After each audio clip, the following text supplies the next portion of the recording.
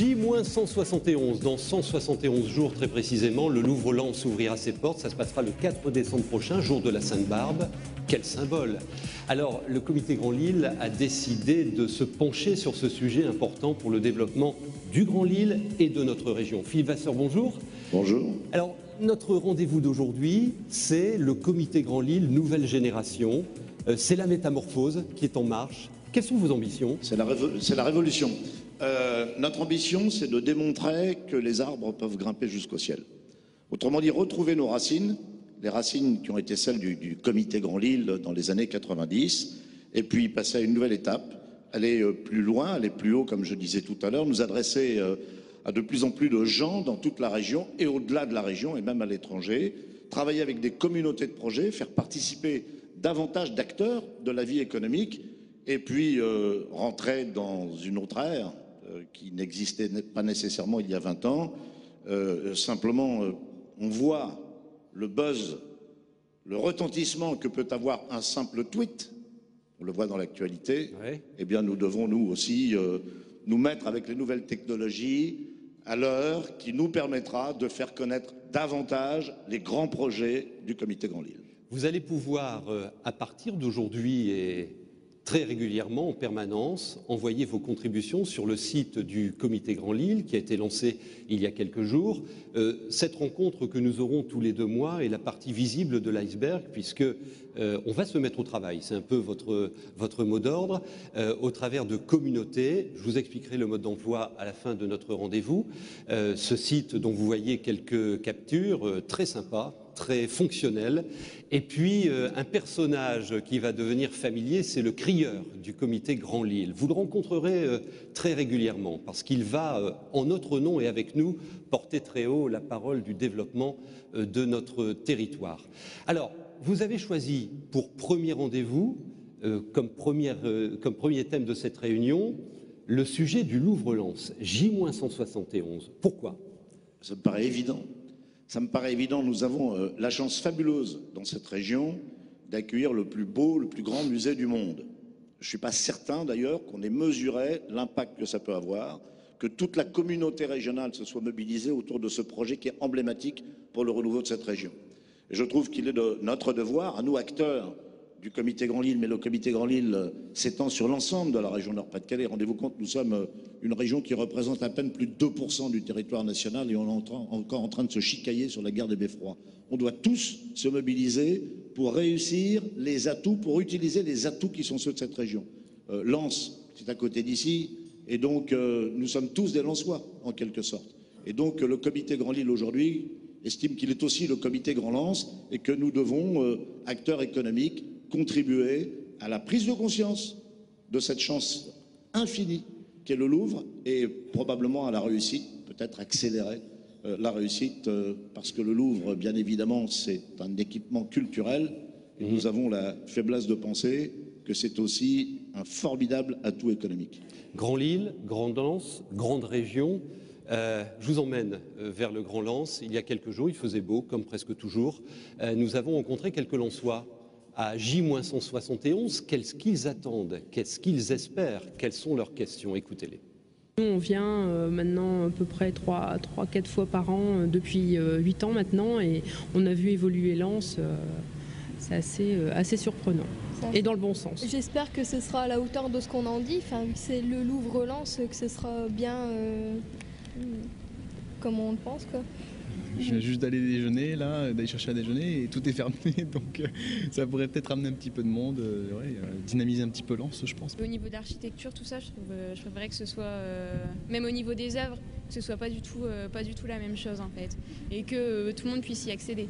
Parce qu'il n'y a pas beaucoup de grandes structures comme le Louvre, quoi, je veux dire, il n'y a rien en fait, et donc ça permettra aux jeunes et avoir plus de mouvement dans Lens. Les gens ont du mal à s'imaginer le Louvre à Lens dans un pays minier. Il n'y a pas assez de publicité malheureusement. Je pense que d'ici le temps ça va être résolu.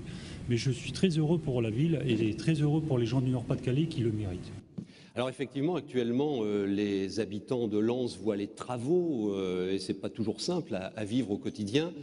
et ils commencent petit à petit à se rendre compte de ce qui va se passer et de ce que ça va susciter sur le territoire et sur Lens en particulier. Thierry Lepers, qui est aux manœuvres du comité Grand Lille et qui en est le grand animateur,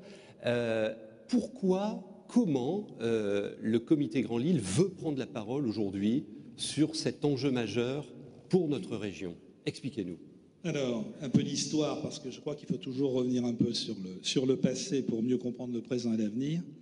En octobre 93, sous l'impulsion visionnaire de Bruno Bonduel, qui est ici présent aujourd'hui, nous avons décidé de parier sur le développement par l'international comme moyen de placer le Grand Lille régional et transfrontalier sur la carte du monde. Quelle ambition! Pour crédibiliser cette ambition, Charles Gachelin nous a donné un trousseau de clés qu'il a tiré de son travail de recherche sur les métropoles. La première clé supposait que le Grand Lille se montre capable d'inventer et de gérer un grand événement planétaire. On s'y est essayé avec la candidature de Lille aux Jeux Olympiques, mais c'est avec Lille Capitale Culturelle que nous avons transformé l'essai en 2004. La chance, le lobbying et le consensus étaient au rendez-vous cette année-là. La deuxième clé, c'est une nouvelle image urbaine qui passe par la métamorphose des modèles de ville, articulée sur des signes physiques emblématiques de cette volonté. Au-delà de Rallye, quel meilleur signe aujourd'hui que ce grand stade qui nous arrive cet été et que le Louvre à Lens qui passe déjà pour être le plus beau musée du monde si on écoute son directeur. Nous sommes là au cœur du concept du comité Grand Lille.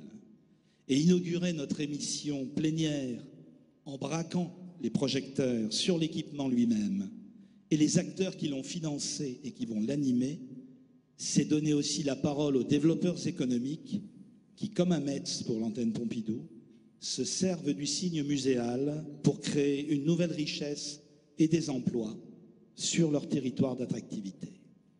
Alors, réapprenons à rêver en ajoutant aujourd'hui à nos projets de la méthode et de la conviction, car c'est la condition essentielle de la réussite de nos futures communautés de projets. C'est la génétique du comité Grand Lille, celle de travailler avec méthode, avec une feuille de route, avec des projets dont ces communautés que l'on vous présentera tout à l'heure. Réapprenons le rêve. Et vous avez aussi compris dans les propos de Thierry que l'enjeu va au-delà du simple enjeu culturel. Il y a évidemment un enjeu économique, un enjeu de développement de territoire. Alors vous nous regardez de toute la région, Nord-Pas-de-Calais, vous nous regardez en Belgique francophone, en Belgique néerlandophone, et c'est traduit pour vous. Les Lensois, eux, depuis plusieurs mois, ont la possibilité de découvrir le site avec la maison du projet qui bat son plein à quelques centaines de mètres du chantier. Pour vous et rien que pour vous, on vous présente des images toutes fraîches de ce chantier qui est en cours de finition. Regardez. À un peu moins de 6 mois de son inauguration, dernière ligne droite pour le Louvre-Lens. Les bâtiments vont bientôt être livrés pour accueillir dès le mois d'août les premières œuvres. L'architecture portée par le cabinet Sana comporte plusieurs bâtiments. Parmi eux, le bâtiment des expositions temporaires, la fameuse galerie du temps longue de plus de 120 mètres ou encore le pavillon de verre. Tout pour que le musée et son parc, situé sur l'ancien carreau de la fosse Neuve de Lens, s'intègrent parfaitement au paysage. Sur le territoire, la métamorphose se poursuit également. Défini sous le nom d'Euralens, le projet de reconversion et de développement de Lens et ses alentours commence à faire ses preuves. Le territoire attire et ce n'est visiblement qu'un début. C'est une région où on peut aller investir parce que finalement, il y a encore des disponibilités relativement bon marché par rapport aux grandes métropoles. Et qu'on a aussi là 500 000 habitants à proximité des grands centres de décision européens. Changer l'image de l'ancien bassin minier était une priorité. Depuis plusieurs mois, les travaux s'enchaînent. Les accès au musée, la réhabilitation des cités minières, la création de parkings, tout pour faciliter la venue des futurs visiteurs. Avec plus de 800 arbres plantés, la métropole durable pensée par Michel Desvignes, le paysagiste, commence à prendre forme. Du côté du centre-ville de Lens, la dynamique Louvre commence à se faire sentir. Le décompte a débuté pour les commerçants. Des enseignes apparaissent, des restaurants également. Le centre-ville semble revivre, attendant beaucoup du futur musée. Côté hôtellerie, en revanche, on reste un petit peu dans l'expectative. Avec une capacité hôtelière jugée insuffisante, on craint de ne pas pouvoir faire séjourner sur place les visiteurs attendus. Les hôtels existants ont été réhabilités, des hôtels de luxe sont prévus mais n'ouvriront qu'en 2014-2015, une situation qui pourrait profiter aux villes alentours comme Arras ou Lille. On l'aura compris, le 4 décembre 2012 n'est donc pas une finalité en soi mais bien le point de départ à un développement économique et touristique évident. 39 ans, marié, 2 enfants, Xavier Decto arrive du musée de Cluny, à Paris, où il était conservateur. Il est depuis l'automne dernier à la tête du Louvre-Lens. Il en rêvait. Notre invité habite désormais Élodie Lohette et vit un bonheur quotidien à la tête de ce projet extraordinaire, unique et innovant. C'est lui qui le dit. On est bien, Élodie Lohette? Très bien, oui. Ouais. Oh, le micro, tenez. Oui, pardon. Oui, on est très bien, Élodie Lohette. C'est à la fois un village et en même temps c'est Lens. Et puis je suis à proximité immédiate du musée, je suis à moins d'1 kilomètre, je peux y aller à pied. Alors, dans moins de 6 mois, on ouvre les portes, on est dans la dernière ligne droite. Est-ce que ce grand projet, parce qu'on l'a souvent comparé, est dans la même gamme que ce qui s'est passé à Bilbao avec le Guggenheim, avec le Centre Pompidou à Metz? Est-ce que c'est comparable? On ne peut pas cacher que l'inspiration est la même. C'est cette idée d'emmener un musée, de donner une nouvelle incarnation à un musée dans un nouveau lieu, un lieu qui a besoin d'une nouvelle dynamique économique, sociale, culturelle. L'inspiration est la même. Cela dit, il faut bien reconnaître que par bien des aspects, le Louvre-Lens est un projet différent. En quoi? D'abord, premièrement, peut-être par sa nature même. Là où Guggenheim Bilbao et Metz sont des musées d'art contemporain, le Louvre-Lens, c'est un musée d'art universel, encyclopédique, qui commence en 3500 avant Jésus-Christ, qui s'arrête en 1848, mais qui couvre donc 5000 ans d'histoire, de l'Indus à l'Atlantique et des rives de la Méditerranée jusqu'au cercle polaire. Donc, un territoire immense sur une durée très très longue, donc avec cette ambition à la fois civilisationnelle et artistique. Donc c'est dans l'œuvre muséographique qu'il y a une première différence. Et voilà, dans le sujet même. Ensuite, dans la nature même du musée, il faut bien reconnaître que Bilbao comme Metz sont d'abord des lieux d'exposition, c'est-à-dire que ce sont des lieux où se déroulent des expositions temporaires. À Lens, il y a une grande originalité, c'est la Grande Galerie, dont la première incarnation sera la Galerie du Temps. 120 mètres de long, j'ai vu à l'écran là. 120 mètres de long, 25 mètres de large, donc presque 3000 mètres carrés, dans laquelle vont s'installer durablement des œuvres et des œuvres majeures du Louvre. Et c'est ça la grande différence, c'est que pour 5 ans, on va présenter de façon semi-permanente donc des œuvres, des chefs-d'œuvre du Louvre, et que dans 5 ans, on en présentera d'autres. Et cette idée d'une collection permanente, c'est aussi ce qui fait la grande différence entre le Louvre-Lens et les projets qui ont pu exister auparavant. Alors il y a une question qui nous intéresse tous, à Lille, ailleurs. Est-ce que vous serez prêts? On en doute parfois. Est-ce que nous serons prêts? Oui. D'abord, le musée lui-même sera prêt. Ensuite, le territoire, est-ce qu'il sera prêt? Autant qu'il peut l'être. Si je compare, j'étais en Espagne à la fin des années 90, donc j'étais près de Bilbao, j'ai vu Bilbao, et contrairement à l'image que l'on a souvent, Bilbao était beaucoup moins près que ne pouvait l'être Lens. D'ailleurs, Metz aussi l'était moins. Les travaux n'avaient pas commencé. La ville de Bilbao, en 97, elle était pratiquement en déshérence et on l'a vu se transformer, mais radicalement, en 5 ans. Je pense que la même chose va se passer, peut-être de façon encore amplifiée à Lens, parce que l'impulsion a été donnée finalement beaucoup plus tôt, parce que le projet a eu le temps de mûrir et que donc, oui, on sera prêt. En revanche, effectivement, comme le disait votre reporter... On sera prêt à être prêt. Voilà, on sera prêt à être prêt. Les travaux ont déjà commencé. Lens, sur le plan urbanistique, est quand même déjà très avancé. Aujourd'hui, Lens est une ville en chantier, ce qui peut ne pas être drôle tous les jours. Mais il faut bien se projeter dans quelques mois.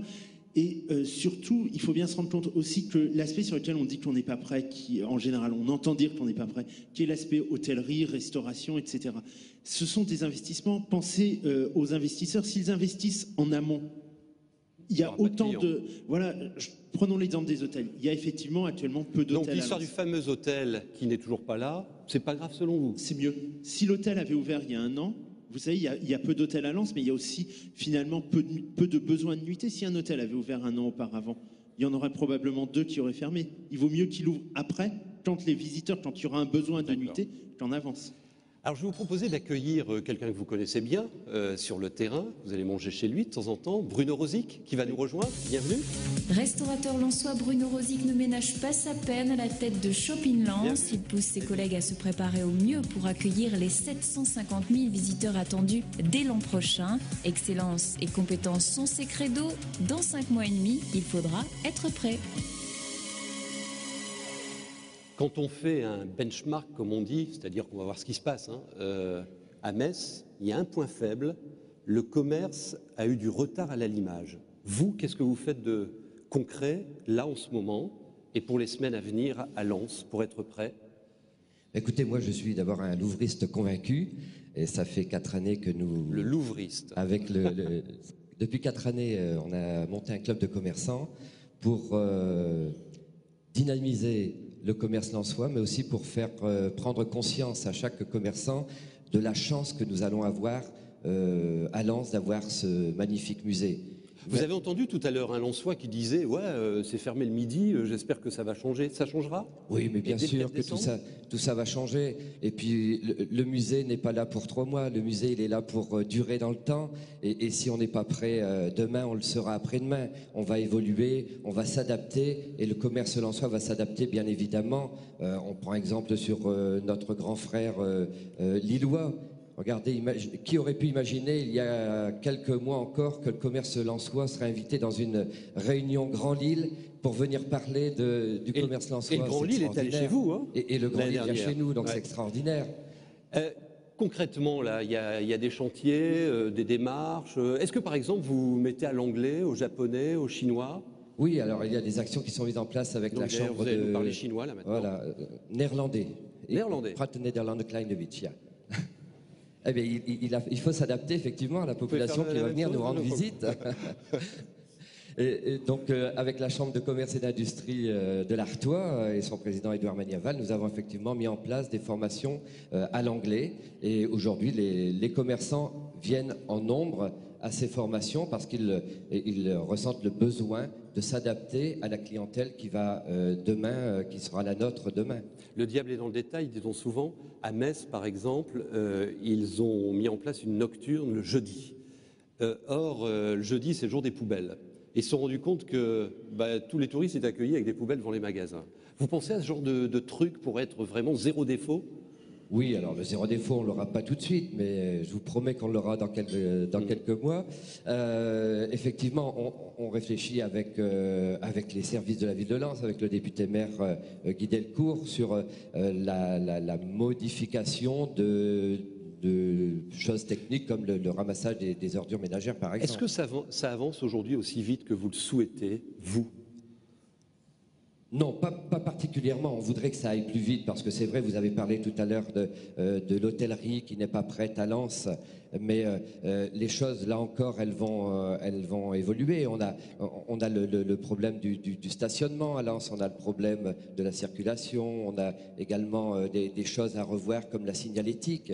Il va falloir absolument drainer les visiteurs du Louvre vers le centre commercial, le centre-ville. Vous, personnellement, parce qu'il y a la notion de risque aussi des partenaires privés, vous en êtes un, vous venez de mettre un chèque de 2 millions sur la table pour investir, dites-nous ça rapidement. Ben oui, écoutez, ça me fait froid dans le dos d'ailleurs quand vous annoncez ces chiffres. Oui, imaginez, moi, un gamin des Corons et des cités lensoises, aujourd'hui, je suis né avec le charbon et puis aujourd'hui, c'est la culture qui va permettre que l'on puisse avancer dans le temps et investir comme je le fais en ouvrant un centre, un complexe pour tout ce qui est événementiel et accueillir notamment les futurs visiteurs du Louvre, les bus qui viendront visiter le musée.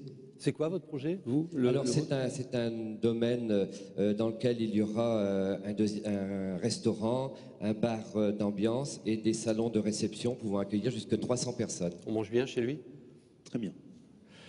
Alors, on a reçu de nombreuses questions sur le Facebook Comité Grand Lille, qui est à votre disposition, par Twitter, sur le site internet. On va en prendre quelques-unes et vous y répondrez tous les deux. Si on peut les afficher à l'écran, puisqu'on vient de nous les envoyer. Et par ailleurs, on m'a donné un document aussi avec d'autres questions que l'on a reçues.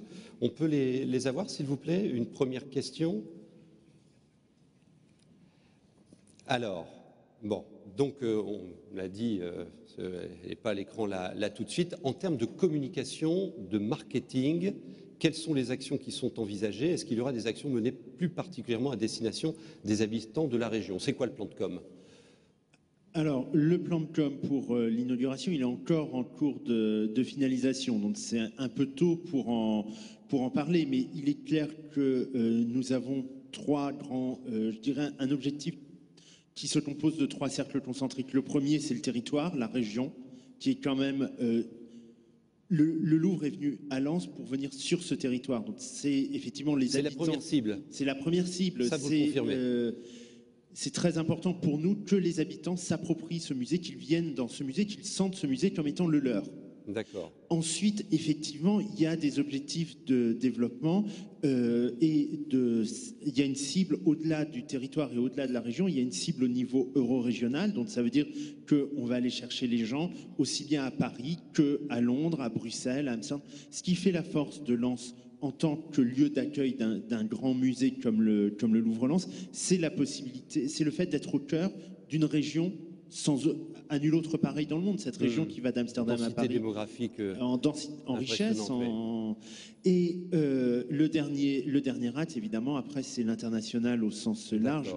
Une des chances de Lens, c'est quand même aussi d'être à proximité, d'avoir des touristes, des gens du monde entier qui peuvent venir se recueillir, notamment à cause des lieux de mémoire. Je disais à l'écran, dans la question, est-ce que des passes vont être distribuées aux gens de la région ?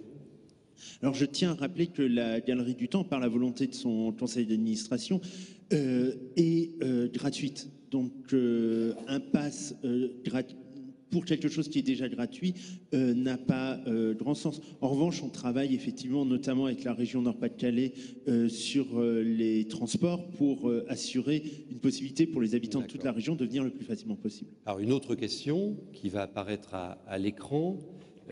Quels sont les liens entre l'économie et le culturel? Comment le culturel peut générer naturellement du développement économique? Bruno Rosic. Le culturel peut effectivement générer du développement économique par le fait d'attirer sur le territoire lensois des entreprises qui... Ça, c'est mécanique, hein. On a des chiffres sur Metz, Bilbao et... Tout à fait. Ailleurs. Donc, je pense que... avoir la marque Louvre-Lens, la marque mondialement connue du Louvre, ajouter ça sur sa carte de visite, c'est quand même extraordinaire. Donc ça va être pour nous, j'en suis certain, générateur de flux économiques importants. Et vous, comment vous voyez les choses? Oui, je suis tout à fait d'accord avec ce que vient de dire Bruno. C'est-à-dire que déjà l'arrivée du Louvre à Lens dans une marque mondiale a déjà mis et va de plus en plus mettre Lens sur la carte du monde. Donc de ce point de vue-là, et on le voit effectivement, on le voit à Bilbao, on le voit, on commence à le voir à Metz. L'arrivée d'un musée, certes, c'est du développement, on va dire, immédiat dans le domaine touristique, mais c'est aussi par la transformation de l'image d'une ville, par la transformation de l'image d'un territoire, la création d'une richesse économique qui, avec une dynamique qui se crée, n'a bientôt plus grand-chose à voir avec la nature de départ du musée et crée un cercle vertueux créateur de richesse. On prend une dernière question, enfin pour l'instant, on y reviendra tout à l'heure, si on peut en afficher une. Alors, est-ce que vous envisagez des offres touristiques couplées avec les autres musées de la région? Bien sûr, on a commencé à y travailler. Alors, il y a à plusieurs niveaux. Quand on parle d'offres touristiques, on est plus là dans le domaine des offices de tourisme, mais aussi bien les offices de tourisme, on va dire, de Lens, des communautés environnantes, que le tourisme du département du Pas-de-Calais ou de la région travaillent ensemble pour développer des offres qui soient des offres culturelles ou aussi des offres pas seulement culturelles, parce qu'il y a des touristes qui veulent un paysage divers. Et ensuite, on a commencé effectivement à travailler de façon très étroite avec les musées environnants. Il y a une cohérence qui est en train de se mettre en place. Oui. Alors, merci Bruno Rosic, merci de votre présence. On va aller à Metz, puisque là-bas, le musée a ouvert depuis 2 ans. C'est intéressant de pointer force et faiblesse, pour en prendre le meilleur, bien évidemment, pour notre aventure nordiste. Regardez. Voilà 2 ans que le centre Pompidou rayonne sur la ville de Metz. En tant que première expérience de décentralisation culturelle, le lieu est devenu une source d'inspiration et d'espérance pour le Louvre-Lens. En effet, le centre Pompidou a accueilli depuis son ouverture 1,2 million de visiteurs. Il constitue le lieu d'exposition le plus visité en province. À Lens, dès le début, on a cherché à s'enrichir de l'expérience messine.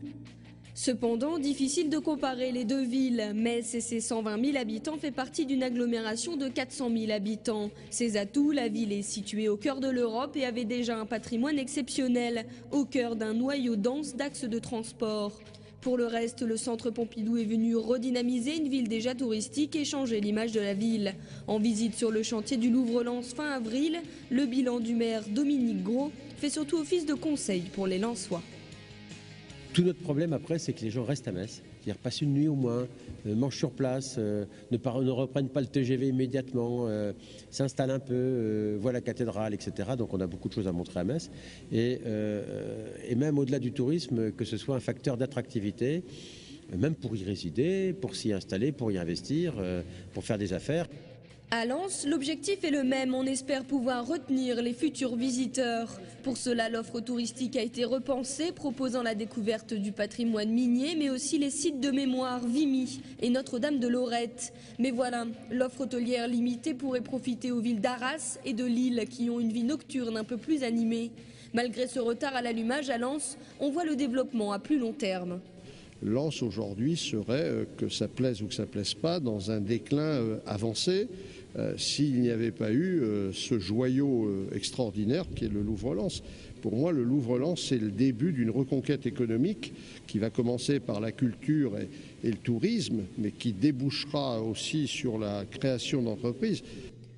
Au vu de l'expérience messine, les Lensois le savent, l'aventure ne fait que commencer et il n'appartient qu'au territoire de savoir au mieux en profiter.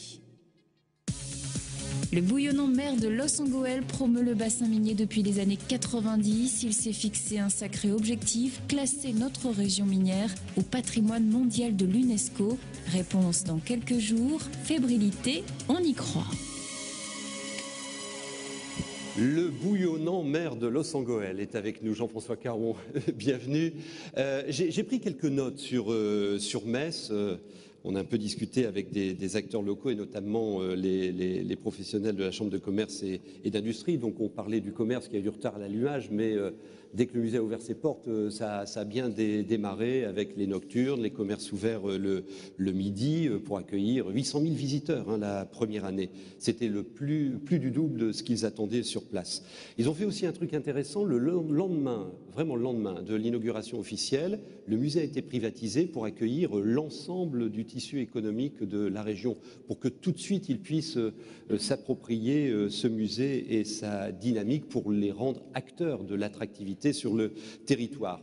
Autre point faible aussi, rien ne se passe jusqu'à aujourd'hui entre Metz et Nancy, sauf depuis quelques jours, puisque un partenaire privé a décidé d'investir pour créer une navette avec des bus à l'impériale entre Metz et Nancy et vendre des packages d'une journée. Ça peut donner des bonnes idées.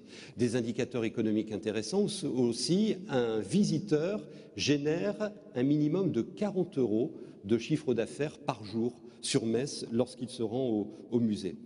Quand on va voir du côté de Bilbao, sachez qu'1 million de visiteurs crée 210 millions de PIB supplémentaires. Et puis, moins loin de chez nous, le Futuroscope, qui est maintenant en vitesse de croisière, est à 2 800 000 nuitées par an. Il était à 400 000, la région en tout cas, avant l'ouverture de ce parc. Alors, Jean-François Caron, on est à quelques jours de la décision de l'UNESCO de nommer ou non le patrimoine minier au chapitre du patrimoine mondial de l'humanité. Vous êtes fébrile là on a lu des trucs non pas inquiétant, mais de remise en cause la semaine dernière? Alors, on est très confiant, ça n'empêche pas d'être fébrile, d'abord parce que tant que c'est pas fait, c'est pas fait. En fait, nous avons 2 rapports d'experts, l'un qui concerne, je dirais, la qualité naturelle, mais on ne postule pas dans cette catégorie. Ce rapport n'est pas positif, mais enfin, ça étonnera personne que le bassin minier, c'est pas les îles Galapagos, quoi. Donc, c'est pas trop le problème. Par contre, nous sommes dans la catégorie paysage culturel évolutif, c'est-à-dire la façon dont le charbon a eu une empreinte sur le territoire, sur les hommes, sur les paysages, sur nos valeurs. Et le rapport là des experts de l'ICOMOS, c'est excellent. Donc, quand on sait que c'est celui-là que verront les celui-là qui va être regardé, puisqu'il y a 36 dossiers qui vont être examinés à Saint-Pétersbourg. 2 tiers d'entre eux ont des rapports négatifs des experts. Nous faisons partie du tiers positif. Et en plus, le rapport est excellent. Donc, nous sommes confiants. Après, je suis quand même fébrile parce que ce qu'il y a derrière tout ça, c'est 3 siècles d'histoire. Et c'est une charge émotionnelle énorme. Enfin, pour qui a eu quelqu'un dans sa famille qui a travaillé au fond de la mine, pour qui porte un nom polonais, pour qui est venu du Maghreb, le charbon, ça nous a constitués. Et le fait de voir au patrimoine mondial, là où d'habitude c'est les châteaux, c'est les grandes cathédrales, c'est forcément quelque chose qui nous rend tout humble parce que c'est grandiose, c'est beau. Alors, un bonheur n'arrivant jamais seul. Quelle cohérence entre cette espérée désignation et le Louvre-Lens? Comment l'un va générer de l'attractivité à l'autre? Comment ça se passe entre vous? D'abord, on a besoin de comprendre territorialement ce qui se passe. La première chose, c'est que nous avons là 2 marques de qualité. Et pour le territoire minier, c'est un sacré changement. Parce que nous avons toujours été dans une logique où on s'excuse un peu d'exister, on fait du charbon, on produit de l'énergie pour que ça profite ailleurs. Là, la reconnaissance du Louvre, marque mondiale, et la reconnaissance de l'UNESCO, pour le coup, marque universelle à l'échelle de la planète, c'est pas du tout le même regard sur le territoire. Si vous dites j'habite dans un pays pollué à côté de Metal Europe où les enfants ont des problèmes de santé et où il y a 25% de taux de chômage, c'est pas pareil que si vous dites j'habite dans un territoire qui vient d'être classé au patrimoine mondial, les cités minières c'est de l'habitat social de grande qualité et avec le Louvre nous avons un développement. Donc il y a un effet de marque et il y a un effet de seuil parce que je pense qu'isolément l'inscription UNESCO ou le Louvre, bien sûr, ça générerait quelque chose, mais l'addition des 2, en termes de capacité à proposer des découvertes sur 2 jours, par exemple, ça accroît considérablement nos chances respectives de générer du développement. Qu'est-ce que vous en attendez, vous? Énormément. D'abord parce que, effectivement, mais comme vient de le dire Jean-François Caron, le premier objectif du Louvre, peut-être, c'est de changer le regard que le territoire porte sur lui-même. Et de ce point de vue-là, bassin minier uni, donc l'inscription à l'UNESCO et le Louvre-Lens, c'est le même objectif. De même, mettre le bassin minier, mettre le territoire sur la carte du monde. Les 2, c'est le même objectif. Et en étant à 2, on est plus fort, on est d'autant plus efficace. Le fait que les 2 arrivent la même année, en plus, alors ça crée un effet de caisse de résonance énorme, sachant qu'il s'agit de projets qui sont là pour rester. L'effet de marque est très important. Je voyais que l'IUT de Lens montait un partenariat avec des universités japonaises pour développer des nouvelles filières ici. Voilà, il y a des choses qui partent là. On ne le sait pas forcément. Ça se passe comme vous voulez sur le terrain? Du point de vue de tous les points de vue. Premièrement, ce dossier, il est soutenu politiquement par tout le monde. Il n'y en a pas tant que ça dans le bassin minier, des dossiers qui permettent de faire converger les bonnes volontés de tout le monde. Ça, c'est très important. Deuxièmement, nous avons contractualisé avec les villes, avec les agglos, avec les départements, des chartes d'engagement pour garder la valeur dans le temps. Et donc derrière, ce qui se joue, c'est la mutation du territoire. Et encore là, on retrouve l'intérêt du Louvre, puisque Michel Desvignes, urbaniste mondialement connu, est venu proposer avec Euralens et la façon dont le Louvre va irradier sur le territoire avec ce principe d'archipel vert qui irrigue toutes les cités minières. C'est une forme d'urbanisme qui va pouvoir se généraliser et qui s'appuyant sur les cités jardins qui sont extraordinaires. Je le dis ici, petite anecdote, nous avions fait il y a quelques années avec le Grand Lille un bus pour aller découvrir le territoire minier. Je vous garantis que nous étions 40 dans le bus, certains se reconnaîtront peut-être. Il y en avait 35 qui, quand nous étions dans la cité d'Oigny, cité Jardin super, disaient « Ah, j'aurais jamais cru que le bassin minier c'était comme ça. » Et il y avait, enfin, je ne peux pas donner tous les détails, mais il y avait une espèce de découverte de gens qui habitent à 30 km de chez nous et qui disaient mais il y a de l'espace, c'est beau, il y a des jardins, le Mingoval, etc. tout ça, donc il y a un enjeu sur ce registre de la mutation de tout le territoire et de ce point de vue-là, oui, tout se passe bien. Ça, c'est ce qui se passe bien. De ce point de vue-là, oui. Qu'est-ce qui se passe pas bien? Qu'est-ce qui se passe pas bien? Écoutez, pas grand-chose. D'abord, je vais attendre 3 semaines. C'est quoi les sujets sur lesquels il ne faut pas se rater dans les 5 mois et demi à venir là? Je pense que derrière ça, il y a par exemple un enjeu que Pierre Mauroy nous a bien décrit dans la mutation du Vieux-Lille. Vous avez la tentation de gérer au plus court financièrement, je dirais à l'efficace. Là, il y a cette idée, l'inscription de la qualité que j'évoquais tout à l'heure, dans les gestes architecturaux, dans la façon de penser l'économie, dans la façon d'avoir de l'ambition. Rien que ça, en soi, c'est une posture pas simple.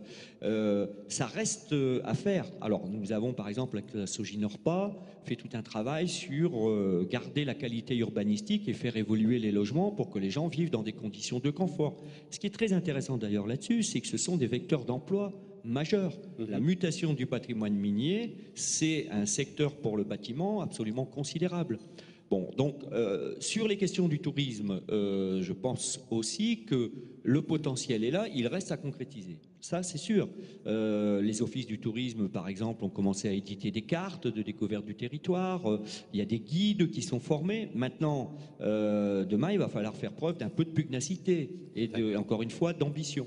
Mais je dirais globalement que sur ce qui relève de l'UNESCO, une fois que le vote des 21 pays aura lieu, je pense qu'on a, pour toujours, on a, vous avez employé le mot marque tout à l'heure, je ne suis pas trop habitué à ça, mais nous avons changé de registre. Alors j'ai d'autres questions Facebook, SMS qui sont arrivées. Beaucoup de questions sur est-ce qu'il y aura de la place pour les boîtes afin qu'elles puissent s'y implanter. Je la garde, puisqu'on la posera tout à l'heure à notre invité Daniel Percheron. Beaucoup de questions aussi. L'hôtel, j'ai l'impression qu'il y a une fixette là-dessus. J'ai eu plein de questions. C'est alors l'hôtel, c'est un coup raté, il n'y aura pas d'hôtel, capacité hôtelière. Est-ce que Arras et Lille vont pouvoir assurer Alors, c'est effectivement la grande angoisse, la grande inquiétude. Mais encore une fois, c'est normal que ça ne soit pas là aujourd'hui. Ça sera là demain. Il y a quand même sur l'ensemble de la région une capacité hôtelière qui existe, qui n'est pas tous les jours suffisante. La première fois que je suis venu dans l'enceinte où nous nous trouvons aujourd'hui, je n'avais pas encore de logement, donc j'ai cherché un hôtel pour me loger un soir, donc sur l'île. J'ai fini à Courtrai. Impossible de trouver un hôtel plus près. C'est pour venir ici, je crois. Pour venir ici, oui, dans cette enceinte même. Donc, la capacité hôtelière, il y a des jours où elle n'est pas suffisante. Cela dit, elle existe. Il y a une hôtellerie de qualité sur le territoire et elle va se développer. On nous pose aussi, c'est une question très générique, les retombées pour Lens, pour la région. On a fait des calculs ? Alors, l'inscription UNESCO, je parle, mais bon, on est un peu sur le même registre avec le loup. Bon, d'abord, c'est de la reconnaissance apportée au territoire, et donc c'est de la capacité à relever la tête, de la fierté, donc de la confiance en soi, donc de la capacité d'entreprendre. Et ça se chiffre pas, mais c'est absolument décisif. Un enfant qui n'est pas bien dans sa tête à l'école, il ne travaille pas bien, et donc le territoire a besoin de ça pour être capable d'entreprendre. Ensuite, il y a une dimension tourisme évidente, donc je ne vais pas trop la décliner, mais il y a moyen de capitaliser les touristes qui vont venir chez nous et de les garder. L'enjeu, c'est, vous avez entendu Metz tout à l'heure, l'enjeu c'est de les fixer. Exactement. Qui dorment, qui mangent, qui consomment. Et c'est pour ça qu'il faut qu'on puisse proposer des choses complémentaires et pas seulement une offre unique. Et la troisième chose, mais là elle touche tous les milieux économiques, c'est comment une offre économique, une capacité d'entreprendre touche aussi les milieux économiques du territoire. C'est-à-dire que je me rappelle le chocolatier, je crois que c'était Janson à Lens, qui avait commencé à sortir ses chocolats en gaillettes, en terry, et en mettant la marque UNESCO, ce qui n'avait pas le droit d'ailleurs, on ne savait pas, mais bon, on l'a retiré depuis. Du coup, on a mangé tous ces chocolats et on lui a dit qu'il ne fallait pas le faire pour l'instant. Mais demain, il y aura un label que chacun va pouvoir s'approprier.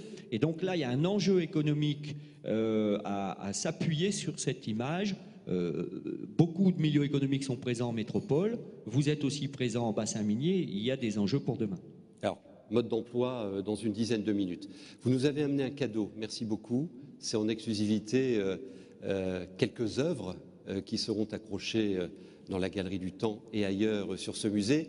Là aussi, en quelques secondes, tordons le cou à une idée, on ne ressort pas les vieilleries des réserves du Louvre-Paris. Le Louvre-Lens n'est pas fait avec les œuvres des réserves du Louvre-Paris, d'abord parce que ça fait maintenant 2 siècles que le Louvre-Paris a une politique nationale et donc en fait il n'y a pas tant de choses que ça dans ces réserves, et d'autre part l'effort du Louvre pour le Louvre-Lens a été très important, et comme on peut le voir avec La liberté guidant le peuple à l'instant, c'est quand même des chefs-d'œuvre du Louvre qui vont venir peupler la Galerie du Temps. Une des œuvres majeures que vous allez accueillir. Merci messieurs, plaisir des yeux maintenant, regardez.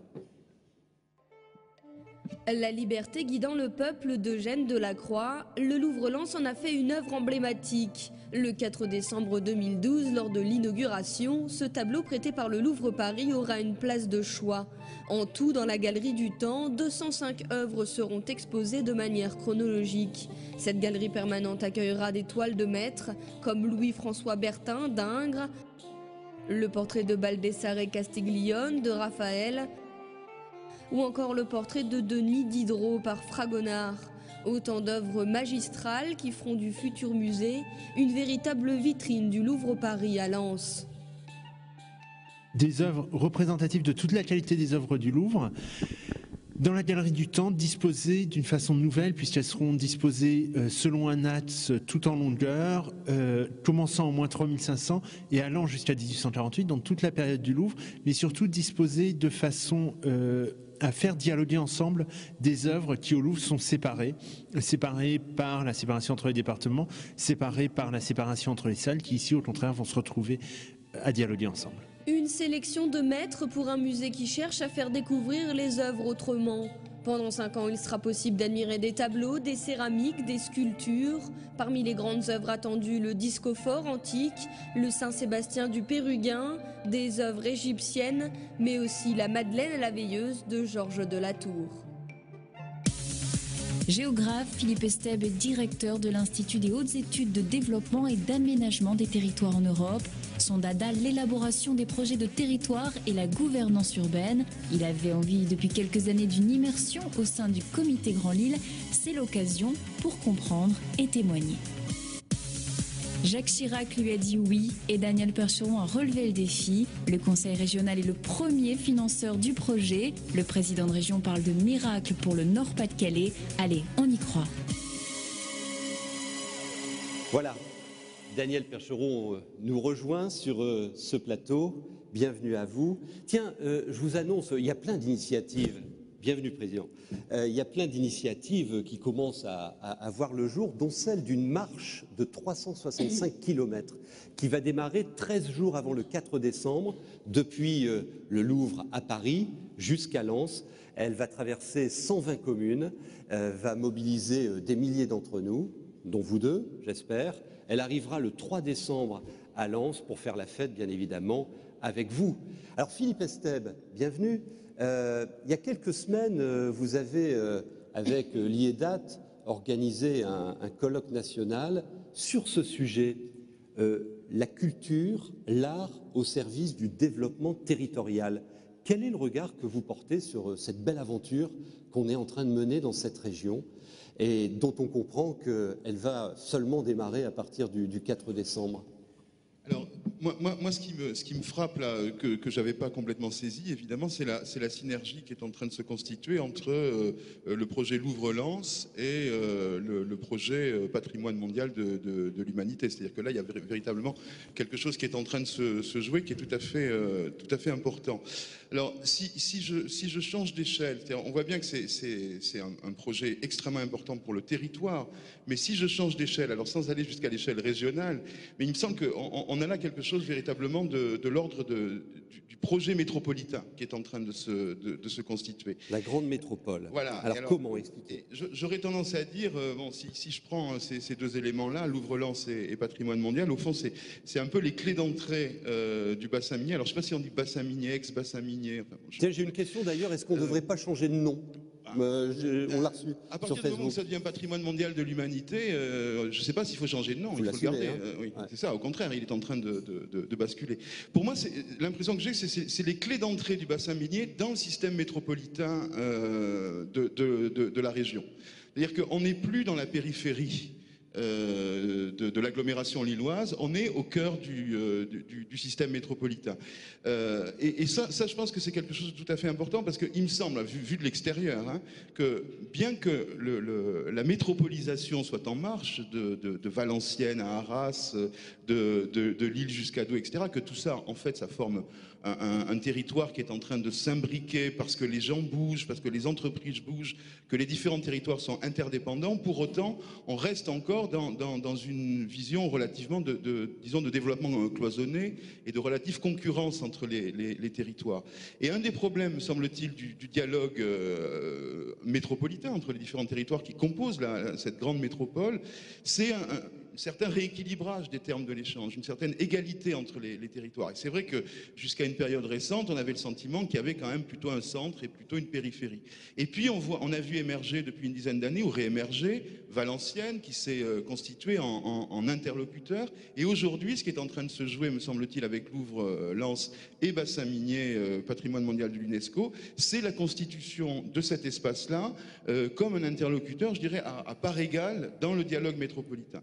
Il me semble que c'est ça l'intérêt, c'est-à-dire au fond le système des acteurs qui se met à hauteur de ce qui s'est joué depuis plusieurs années, peut-être de manière silencieuse, avec les gens et avec les entreprises qui ont tissé des liens dans le territoire. Il y a un jeu d'acteurs qui va évoluer selon vous avec cette nouvelle dimension. Alors qu'il y a quelqu'un qui est très intéressé par ce que vous dites, Liga Baltina, qui est étudiante lettonne, qui a travaillé au secrétariat d'Interreg. On va vous donner un micro.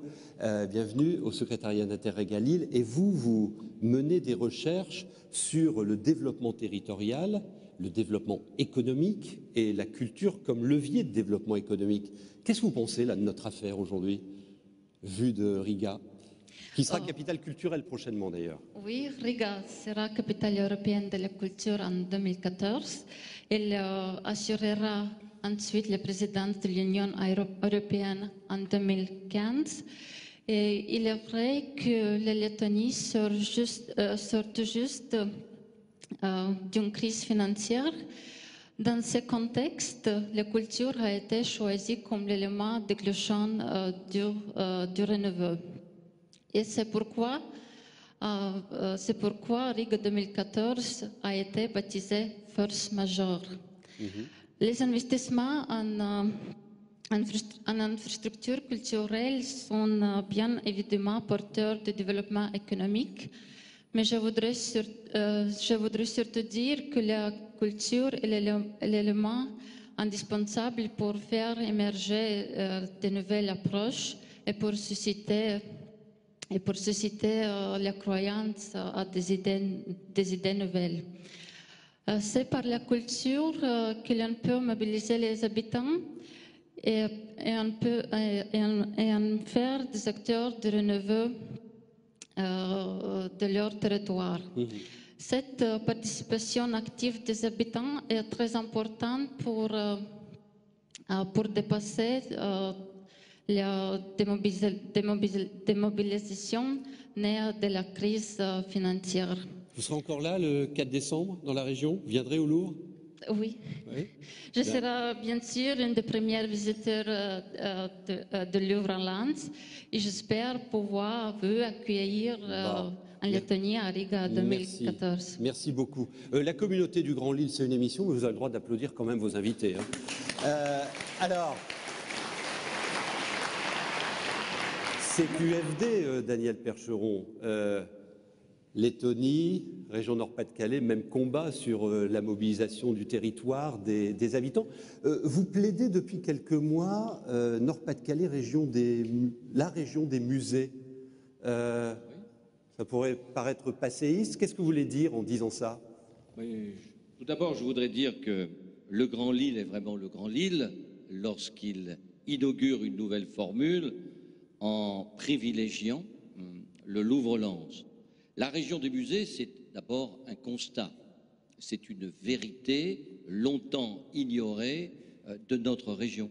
Nous sommes une région où les musées et les beaux musées sont très nombreux. Nous sommes une région où, bien sûr, il y a le Cateau et Matisse. Oui. Nous sommes une région où il y a Lille et son grand musée. Une région aussi qui a commencé à inventer. Je pense à la piscine de Roubaix. Et par conséquent, l'arrivée du Louvre peut permettre de révéler que nous sommes la région des musées. Cette marque mondiale, pour reprendre l'expression de Jean-François, ce plus grand musée du monde, dans un endroit improbable, un carreau de mine au cœur du bassin minier, est un révélateur. Et c'est en même temps un fédérateur. Par exemple, nous avons obtenu que la deuxième marque mondiale en termes de musée et de notoriété culturelle de notre pays, Versailles, s'installe pour 10 ans à Arras. Par exemple, nous inaugurons cet après-midi, face à la mer, un peu comme l'opéra de Sydney en miniature, un Pompidou Mobile à Boulogne-sur-Mer. Et nous murmurons à Pompidou Mobile qu'il pourrait, bien sûr, s'arrêter au-delà des 3 mois d'exposition. Donc, la région du musée, c'est ce concept qui fait que le Nord-Pas-de-Calais peut changer une nouvelle fois d'image et qu'une forme de modernité est à l'œuvre. Donc tout ça est pensé, ce réseau de musées, levier de changement d'image et donc levier du développement. Alors, Louvre-Lens, projet culturel ou c'est autre chose? Oui, d'abord, c'est le Louvre. C'est le Louvre connu... Et le meilleur du Louvre, a priori. Voilà, le meilleur du Louvre. C'est le Louvre, c'est Henri Loiret. Et le génie propre du dialogue entre le Louvre et son président, c'est un nouveau musée, la Galerie du Temps, et ça a là toute son importance. Mais c'est le Louvre, là où il n'aurait jamais dû venir, malgré la lucidité prophétique d'Ayagon et malgré, au fond, la volonté de Jacques Chirac. Le Louvre arrive dans l'arrondissement de France, l'arrondissement de Lens, 15e agglomération urbaine de France d'après l'INSEE, le plus pauvre et la plus pauvre. En économie de marché, l'arrondissement de Lens fabrique 1 000 € par an de richesse par habitant. L'Île-de-France, 5 600 €. Une vallée de la Maurienne touristique entre 8 000 et 12 000 €. Vous êtes au cœur de la difficulté française et parfois vous êtes au cœur de la misère française. Donc en quoi c'est aussi un projet de développement économique? C'est un projet de développement économique parce que vous avez cité les chiffres de Bilbao. À Bilbao, il est évident que la ville rouillée, le Pays basque, qui était en cours de désindustrialisation, ont saisi l'arrivée de Guggenheim pour repenser leur territoire et pour développer économiquement, avec la recherche appliquée, leur territoire. Donc le Louvre, c'est Bilbao, c'est bien entendu cet effet qui est recherché, les visiteurs, mais c'est aussi, comme l'a dit Jean-François Caron, la nécessité pour les acteurs économiques du Nord-Pas-de-Calais, de la métropole et éventuellement du bassin minier, beaucoup plus timide à l'heure actuelle, de repenser le développement économique de leur territoire. Le Louvre-Lens, c'est une cellule souche, c'est une cellule omnitotante, c'est une cellule qui vise à modifier en profondeur le programme génétique du territoire de Lens, le plus pauvre de France. En 2 mots, Euralance, une structure que vous avez, avec vos partenaires, voulu pour accompagner le développement économique. Vous répondez à la question qu'on nous a posée tout à l'heure. Est-ce qu'il y aura de la place pour installer des boîtes, des entreprises? Bien entendu. Dans le classement des métropoles, françaises, Lille et son rayonnement sont 12e, ce qui montre que la métropole doit être l'objet de notre attention vigilante. Le Nord-Pas-de-Calais a besoin d'une métropole encore plus forte et plus rayonnante. Et Lens est 15e.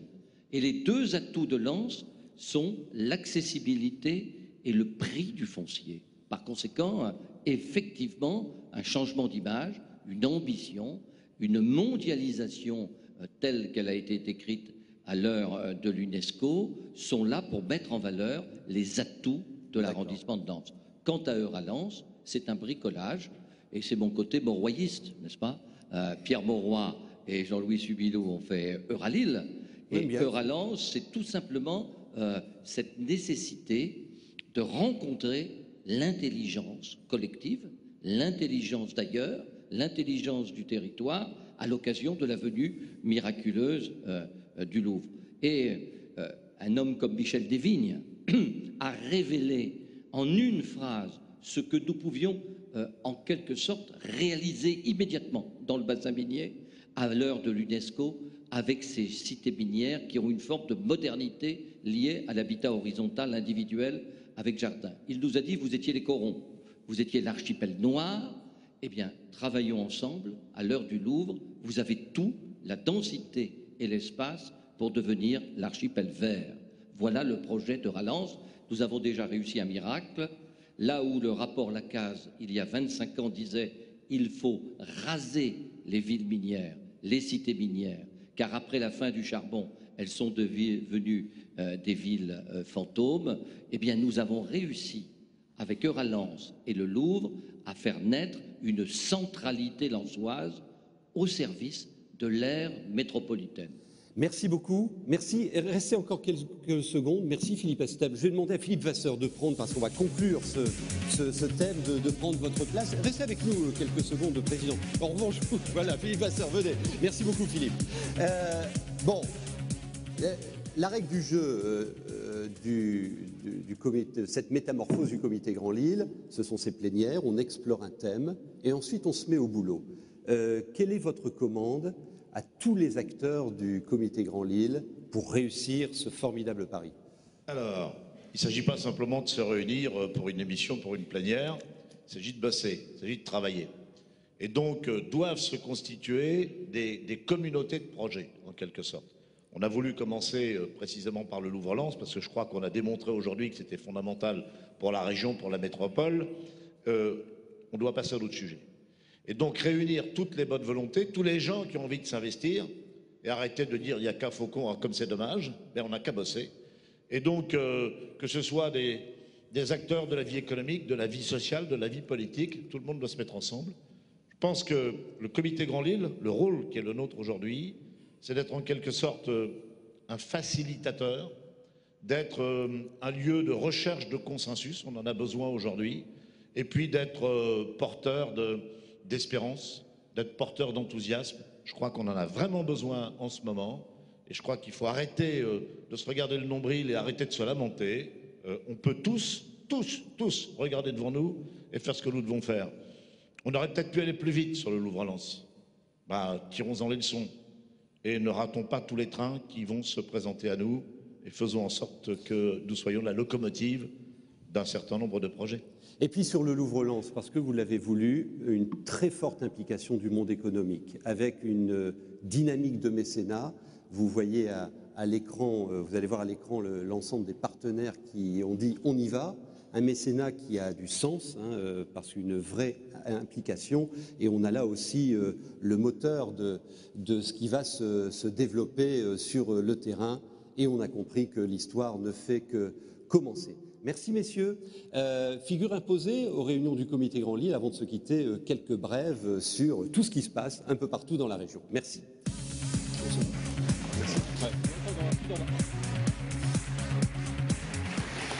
Voilà, alors quelques brèves et n'hésitez pas à en envoyer, vous les inscrivez sur le nouveau site du comité Grand Lille pour nos prochains rendez-vous.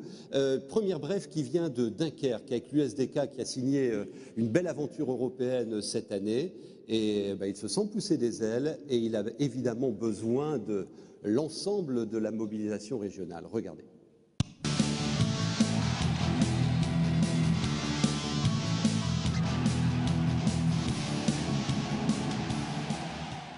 On est à notre 10e participation sur 14 saisons en Coupe d'Europe. L'année dernière, on gagne la Coupe de France, donc pour la première fois. Et cette année, on est en finale de Coupe d'Europe. Donc on commence sur le territoire français et européen à être reconnu effectivement. Et c'est agréable parce qu'on courait derrière un titre depuis quelques années. Et sur quelques années, sur nos 2 dernières saisons, on s'en sort plutôt bien. Dans le Nord, on est le seul club aussi à jouer en D1 et c'est vrai qu'on est le club de tous les clubs aujourd'hui. On a accueilli hier d'ailleurs l'Assemblée Générale, la Fédération Nord-Pas-de-Calais. On est là en appui sur eux. On est aussi un outil de formation intéressant puisque au-delà de notre première équipe qui évolue en D1, on a surtout un centre de formation. Nous sont issus 40% de nos joueurs. Alors, il faut savoir que 40% des joueurs de la D1 aujourd'hui sont des joueurs qui ont été formés à Dunkerque ou dans le Nord-Pas-de-Calais. L'avenir de l'USDK, c'est faire la Ligue des Champions. Alors ça, c'est notre souhait, notre projet et notre ambition. On est une entreprise sportive et parce qu'on est une entreprise, on a des projets. Et le premier, c'est de faire cette Ligue des Champions d'ici 2015. Alors ce serait formidable d'entrer dans une arène. Le président du club de handball Grand Littoral, parcours européen, et voilà un autre vecteur d'image intéressant. Christophe Gabreau et Benoît Poncelet sont les promoteurs d'un rendez-vous que vous nous proposez en octobre prochain. Project, en 2 mots, c'est quoi ? Project, salon des nouveaux besoins et enjeux de la ville. On vient d'assister à des témoignages assez fabuleux et à qui montrent toutes ces dynamiques de territoire et qui montrent qu'on est un vrai tournant pour les décideurs en termes de stratégie de construction urbaine.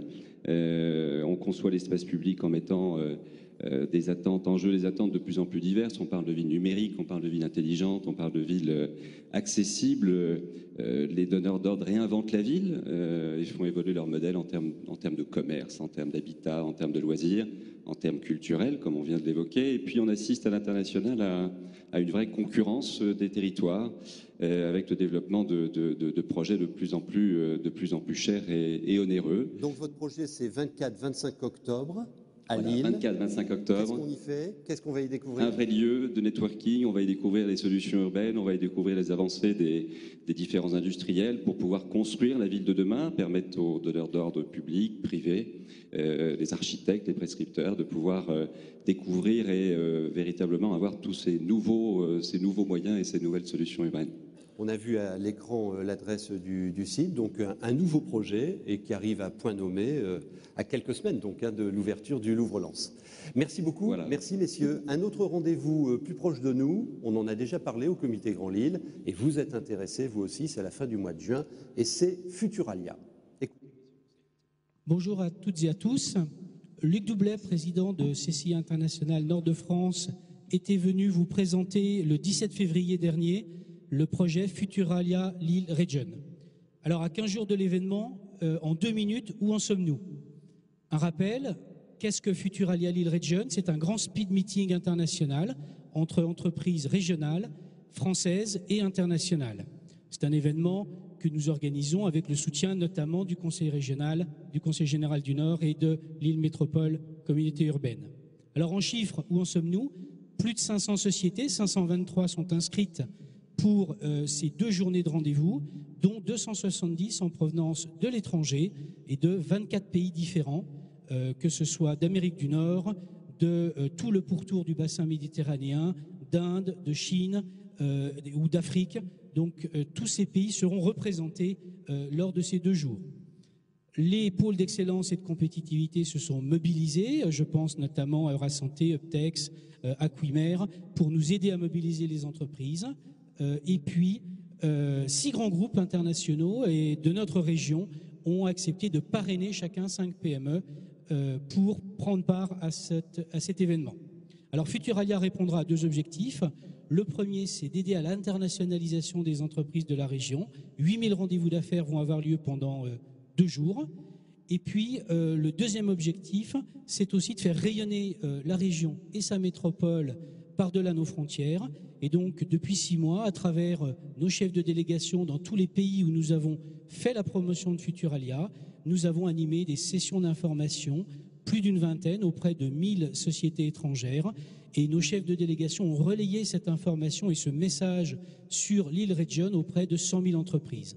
Donc, la dernière semaine de juin sera une semaine de l'international. Futuralia sera pendant 2 jours le lieu où se passera sur l'international entre les entreprises régionales et les entreprises venues du monde entier. Merci. Et en tout cas, vous êtes tous les bienvenus pour prendre part et pour la session inaugurale le 28 à 9h à l'île Grand Palais. On sera là, merci Stéphane. Alors regardez ce magazine qui entraîne la croissance verte dans le Nord-Pas-de-Calais, c'est Dynamo, une nouvelle brève du comité Grand Lille que vous nous présentez, Christian Trenel. Ça sort de presse là tout juste? Alors un chiffre, 12 millions de dollars investis par heure en Chine dans les énergies renouvelables. Ce chiffre, je le tiens de la réunion à notre congrès avant-hier avec le regroupement des 40 clusters mondiaux. 10 étaient présents à cet événement et à travers le CD2E, le Nord-Pas-de-Calais a été identifié comme la première région en France portant les énergies renouvelables, portant le développement des éco-activités et de la croissance verte. La région, 600 éco-entreprises, 4 milliards d'euros de chiffre d'affaires, 18 000 emplois, 400 chercheurs, ça ne reste pas inconnu. Donc ce magazine que vous lancez veut faire la promotion et porter toutes ces initiatives. Informer sur 8 thèmes, ça bouge. Que font nos éco-entreprises? On a en région le numéro 2 mondial des équipements de traitement des déchets hospitaliers. On a un Terra Nova, on a fait le portrait, c'est la 2e thématique, qui commence à exporter son savoir-faire dans le monde entier. On a pris prétexte de l'avenue de Jean Jouzel et de Jean-Christophe Victor pour alerter sur des thématiques, mais le prochain numéro sera sur l'innovation dans les PME, PMI, dans les écotechnologies. Et où puis-je trouver le magazine? Vous pouvez vous abonner, c'est 79 € par notre site internet. Vous aurez 4 numéros avec ces 8 rubriques, les mutations, les évolutions, les technologies en développement dans notre région. Donc, vous vous abonnez parce que c'est vrai que ça résonne à nouveau sur le territoire, ces engagements développement durable et avec la présence de notre région dont vous venez de donner quelques illustrations. Merci. Une dernière brève, un rendez-vous à l'automne, c'est le retour du Congrès européen de la cybercriminalité. Mais juste avant, on me dit qu'on a quelqu'un au téléphone. Pascal Boulanger, vous nous entendez? Pascal Boulanger? Eh bien, il ne nous entend pas. Parce qu'il est à Stockholm, Pascal Boulanger. Et ce n'est pas par hasard qu'il est à Stockholm. Bon, il n'est pas en ligne, donc j'espère qu'on l'entendra dans quelques instants. Et en attendant qu'il nous rejoigne, une petite annonce sur le Congrès européen de la cybercriminalité. Regardez. Le sujet, s'il vous plaît, sur le Congrès européen? Ah ben non plus. Bon, alors on me dit maintenant que Pascal Boulanger est au téléphone. Et c'est vraiment du direct, mesdames, messieurs. Pascal Boulanger, vous nous entendez? C'est une plaisanterie, mais c'est pas grave, hein. Alors, cybercriminalité, ça se passe à l'automne prochain. Écoutez.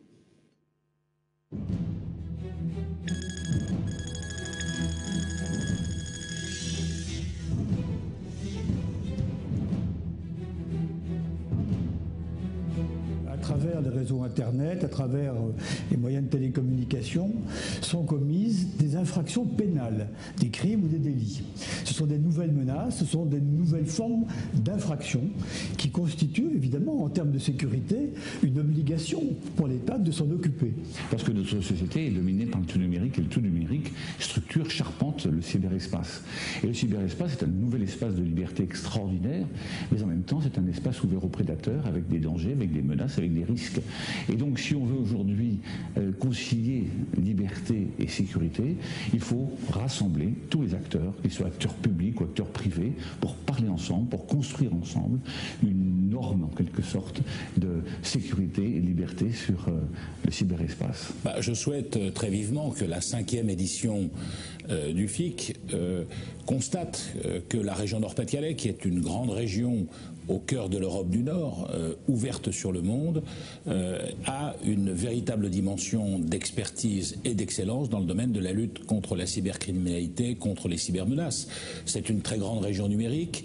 Comment parler technologie si on ne parle pas protection des données? Comment parler technologie si on ne parle pas de la confiance numérique? Comment parler technologie si on ne l'inscrit pas dans le débat européen? Et donc, cette 5e édition, c'est placer le Nord-Pas-de-Calais, notre région, comme étant celle qui est la référence en la matière dans le monde.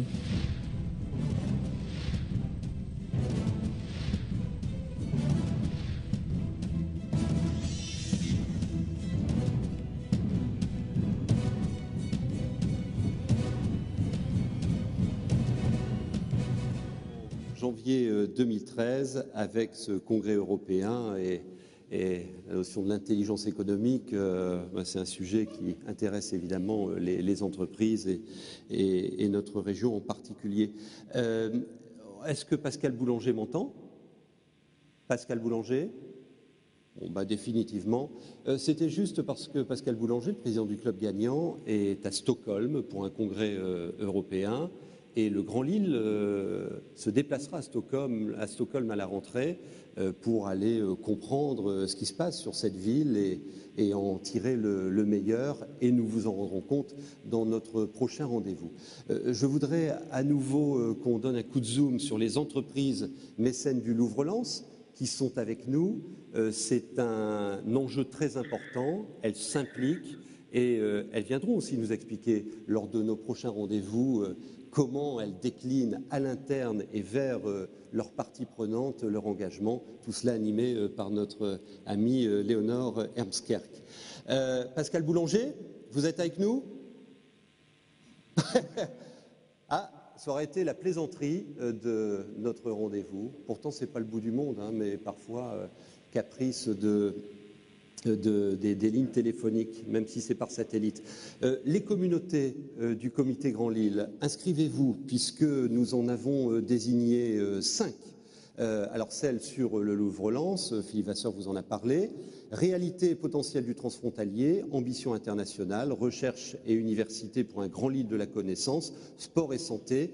Un texte qui présente la commande passée à ces communautés est disponible sur le site du comité Grand Lille. Des animateurs vont d'ailleurs être sollicités dans les jours à venir pour animer et lancer les travaux, parce que vous l'avez compris, il va falloir se mettre au travail maintenant. Merci d'avoir été à ce rendez-vous et vive le Grand Lille. À très vite.